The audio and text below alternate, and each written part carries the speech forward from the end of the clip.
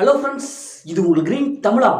நம்ம மூவி ரிவ்யூவில் மதிமாறன் படத்தோட ரிவ்யூ தான் பார்க்க போகிறோம். இந்த படத்தோட ரிவ்யூ பொறுத்த நம்ம சேனல் சப்ஸ்கிரைப் பண்ணி உங்கள் ஃப்ரெண்ட்ஸ் பண்ணி எனக்கு சப்போர்ட் பண்ணுங்கள். மதிமாறன் 2023 தியேட்டரில் தமிழில் வெளியான ஒரு action suspense thriller movie. Manthra Veerapandian இந்த படத்தை டைரக்ட் பண்ணியிருக்காங்க. வெங்கட் செங்குட்டுவன், ஆராத்யா, ஆடுகளம் நரேன், MS பாஸ்கர் மற்றும் பலர் இந்த படத்தை நடிச்சிருக்காங்க. இந்த படத்துடைய கதையை பார்த்துடலாம். இந்த படத்துடைய வில்லன் ஒரு சைக்கோ கொலைகாரனா இருப்பான்.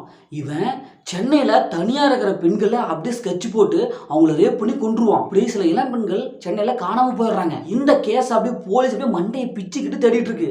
எப்படியாவது இந்த வில்லனை பிடிக்கணும் அப்படின்னு சொல்லிட்டு பயங்கரமாக தேடிட்டு இருக்காங்க. நம்ம ஹீரோ திருநெல்வேலியிலிருந்து தன்னுடைய அக்காவை காணும் அப்படின்னு சொல்லிட்டு சென்னைக்கு வராரு. அங்கே வந்து தேடுறாரு, ஆனால் கிடைக்கல. இதே மாதிரி பண்ணிட்டு இருக்காங்கிற விஷயம் ஹீரோவுக்கு தெரிய வருது. உடனே ஹீரோ தன்னுடைய காலேஜ் ஃப்ரெண்டான சப் இன்ஸ்பெக்டர் அவங்ககிட்ட கான்டாக்ட் பண்ணி இந்த விஷயத்தை அவர் தெரிஞ்சுக்கிறாரு. சப் இன்ஸ்பெக்டர் யாருன்னு பார்த்தா அவங்க தான் அந்த படத்துடைய ஹீரோயினி. நம்ம ஹீரோ அப்புறம் ஹீரோயின் சப் இன்ஸ்பெக்டர் இவங்க ரெண்டு பேரும் நேரடியாக களத்தில் குதிக்கிறாங்க.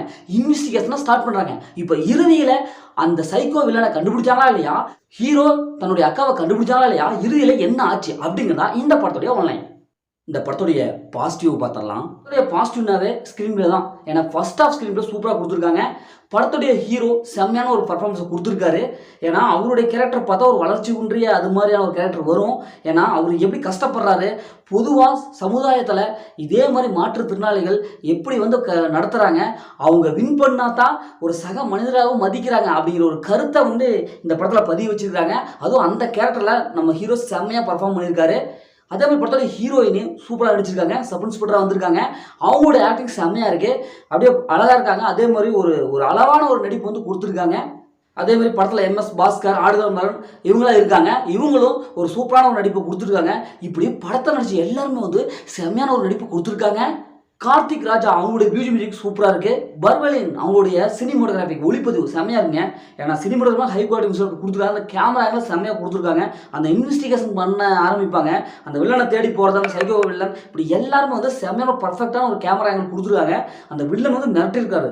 அப்படியே அவங்க கடைசி வரைக்கும் யாரும் கண்டுபிடிக்க முடியாது. அப்படியே போலீஸ்லாம் மண்டையை பிச்சுக்கும். ஏன்னா அந்தளவுக்கு வில்லனுடைய கேரக்டர் இந்த படத்தில் ஸ்ட்ராங்காக இருக்குது. இப்போ இந்த படத்துடைய மைனஸை பார்த்தரலாம். இந்த படத்துடைய மைனஸ்னாவே செகண்ட் ஹாஃப் தாங்க.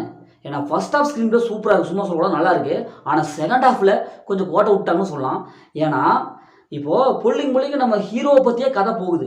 படத்துடைய மையக்கரு என்ன, கொலை யார் செய்கிறாங்க, அந்த வில்லன் எப்படியா கண்டுபிடிக்கணும். ஏன்னா ஃபர்ஸ்ட் ஹாஃப் ரொம்ப அப்படியே திகிலாக அதிர்புதராக காமிக்கிறாங்க. ஆனால் செகண்ட் ஹாஃபில் நம்ம ஹீரோவை பற்றி முழுக்க அவர் எப்படி வந்தார் அப்படின்ட்டு அதை பற்றியே கதை நகருது. அதனால் வில்லத்தனம் வந்து அங்கே வந்து எடுபடவே இல்லை. செகண்ட் ஹாஃபில் ஃபுல்லாக வில்லத்தனமே இல்லை.